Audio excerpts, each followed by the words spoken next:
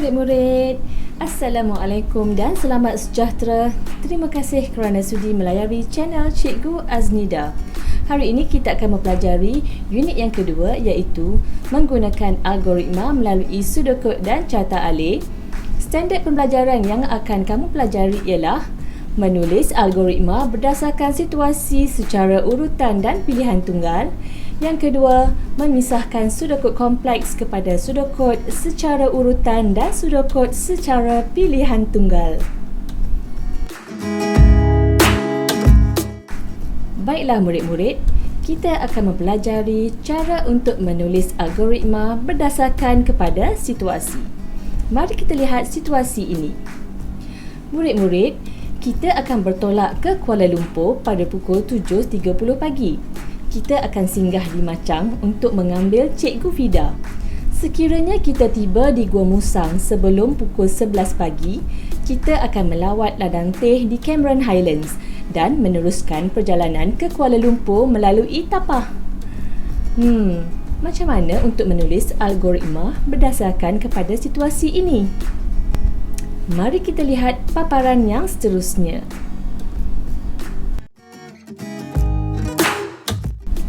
Inilah caranya untuk menulis algoritma perjalanan dari Kota Baru ke Kuala Lumpur. Kita mulakan dengan memulakan perjalanan dari SK Nilam Sari Kota Baru, singgah di Machang untuk mengambil Cikgu Fida, tiba di Pekan Gua Musang, meneruskan perjalanan ke Kuala Lumpur melalui Kuala Lipis, tiba di Kuala Lumpur. Baiklah murid-murid, bagaimanakah pula caranya untuk menulis algoritma sekiranya mereka tiba di Gua Musang pada pukul 11 pagi? Mari kita lihat cara-cara untuk menulis algoritma tersebut. Memulakan perjalanan dari SK Nilam Sari Kota Baru. Seterusnya, singgah di Machang untuk mengambil Cikgu Fida.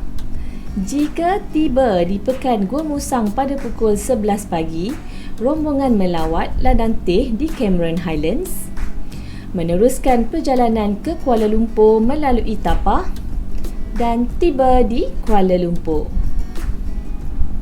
Beginilah caranya untuk kita menulis algoritma sekiranya kita mempunyai pilihan.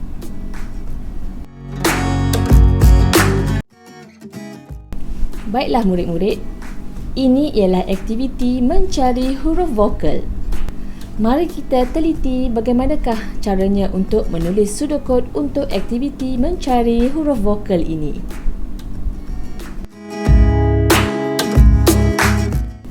Bolehkah kamu membaca dan memahami pseudocode ini? Ya, pseudocode ini kelihatan begitu kompleks.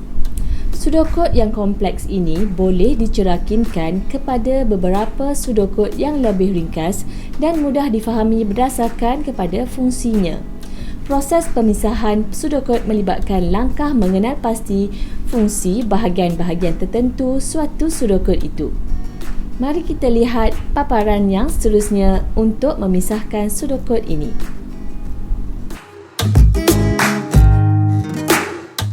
Yang pertama ialah pseudocode rows. Pseudocode ini mengandungi aliran secara urutan. Pseudocode ini juga mengandungi satu pilihan tunggal. Saiz rows akan bertambah apabila kekunci O diketik. Pseudocode untuk rows ini ialah: mula, tetapkan rows pada koordinat tertentu, ketik kekunci huruf. Jika kekunci O diketik, maka tambah saiz rows, papar rows bersaiz baharu. Tamat. Tetapkan rows pada koordinat tertentu dan juga ketik kekunci huruf. Ini ialah aliran secara urutan. Manakala bagi perkataan jika kekunci O diketik dan juga tambah saiz rows dan papar rows bersaiz baru, ini dinamakan pilihan tunggal. Yang kedua pula ialah pseudocode huruf R. Pseudocode ini mengandungi aliran secara urutan. Pseudocode ini juga mengandungi satu pilihan tunggal. huruf R akan digerakkan ke koordinat tertentu apabila kekunci O diketik. Okey, mari kita lihat yang manakah aliran secara urutan. Okey, pada sudokod ini, aliran secara urutan ialah pada tetapkan huruf R pada koordinat tertentu, gerakkan huruf R secara rawak dan ketik kekunci huruf. Manakala aliran secara pilihan tunggal pula ialah jika kekunci O diketik, maka gerakkan huruf R ke koordinat tertentu. Ingat murid, setiap sudokod mesti ada perkataan mula dan juga perkataan tamat.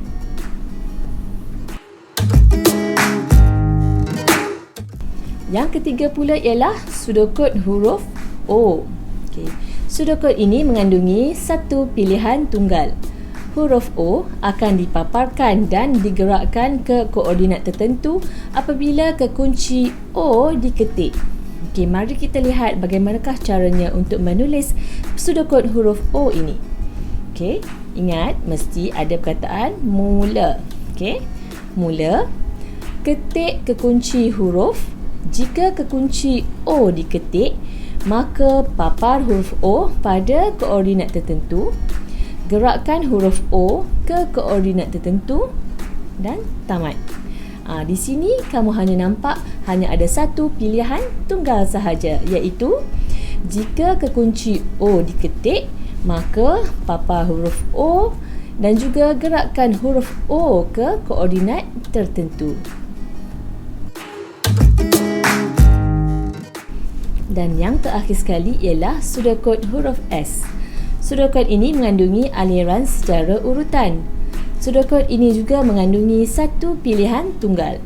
Huruf S akan digerakkan ke koordinat tertentu apabila kekunci O diketik. Okey, mari kita lihat bagaimana untuk menulis sudokod bagi huruf S.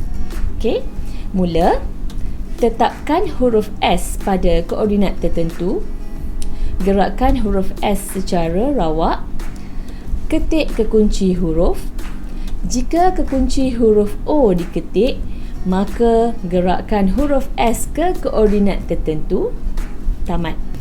Aliran secara urutan ialah tetapkan huruf S pada koordinat tertentu, gerakkan huruf S secara rawak, ketik kekunci huruf.